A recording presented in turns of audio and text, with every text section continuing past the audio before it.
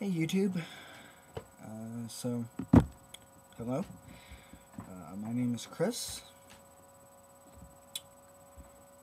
and this is the Biweekly show. And what that is it's going to be a show about sexuality. It's a play on words title because I am bi. I hope to do this weekly. However, that also allows me to reserve the right to do this on a bi-weekly basis.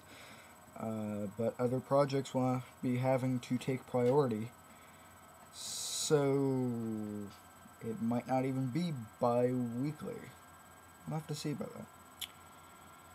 In any case, I'm going to be a sophomore in high school this coming year. This is going to be my coming out story. First of all, I want to do a couple of shout-outs. First one, I'm sure he's probably not around anymore, and he probably won't ever see this, but first shout-out is to the YouTube user Tracy Shaw. His account has been taken down, presumably by him, but he's also a bi guy, and he posted a lot of videos about sexuality. And when I was struggling several months ago, I found his videos, and they helped so much. Also, shout out to the YouTube user Vids by Vinny. He was inspired by Tracy Shaw to also do videos about sexuality after he accepted his own sexuality.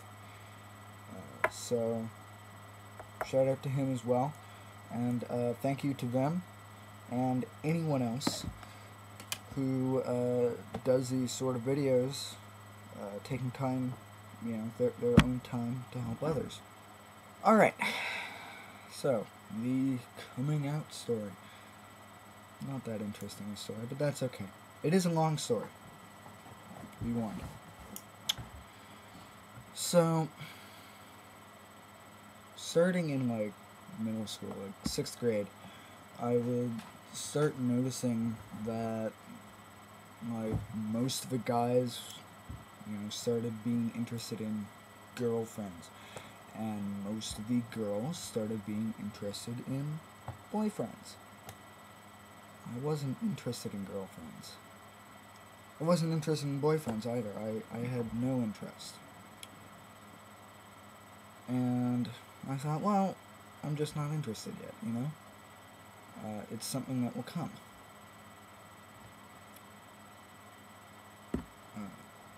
Hang on, let me check the video.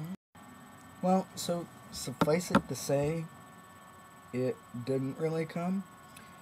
But what I did notice in just the back of my mind, the very back of my mind, throughout middle school, was I seemed to have a tendency to get closer to guys.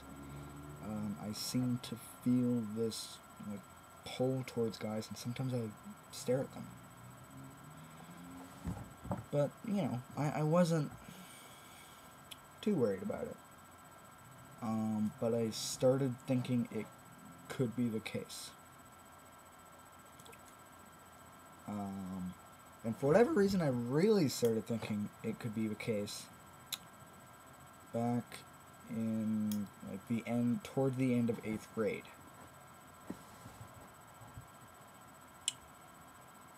And it kind of bothered me.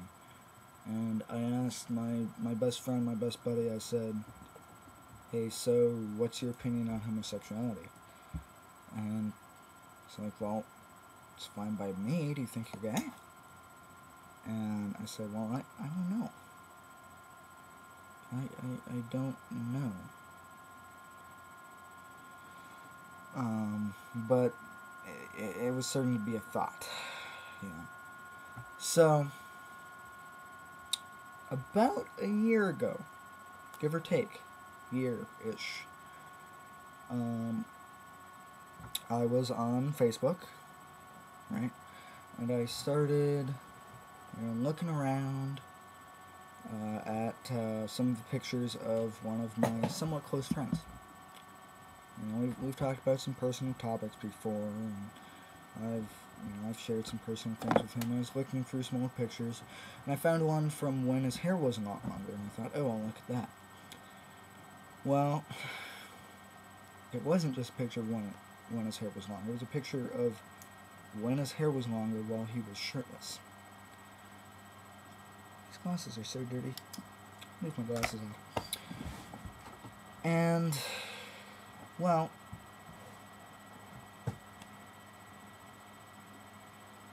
it was arousing.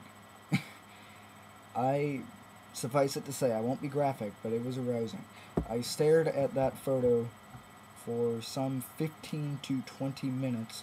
I was majorly aroused, and it scared the complete heck out of me.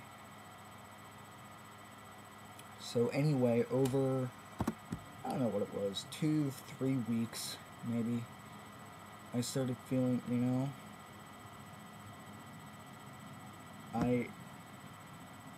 I really am starting to have some of these feelings, both sexually and to an extent romantically, for guys.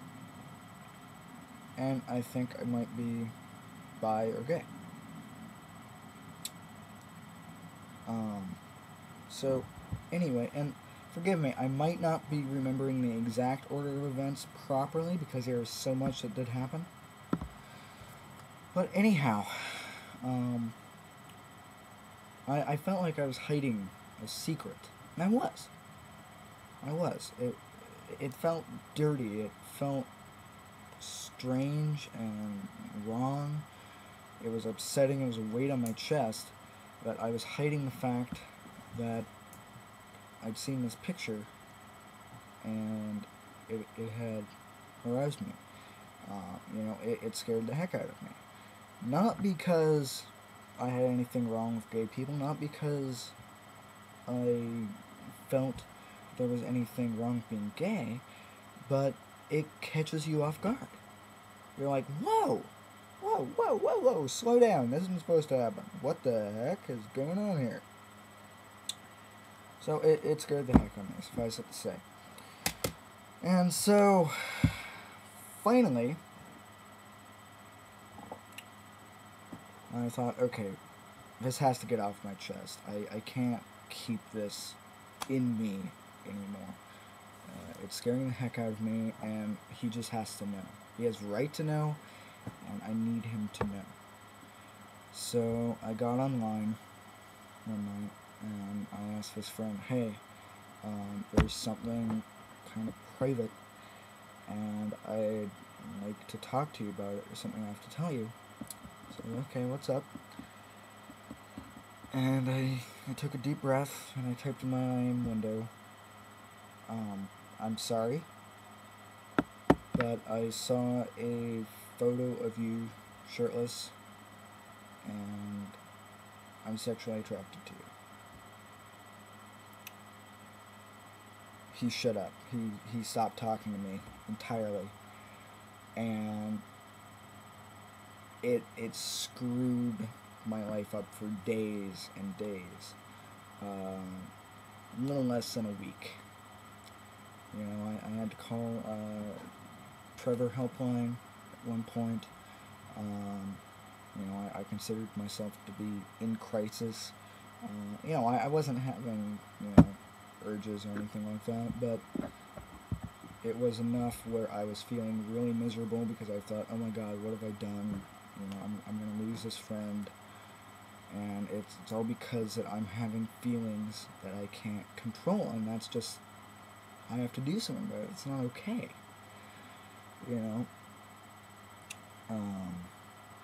and so I talked to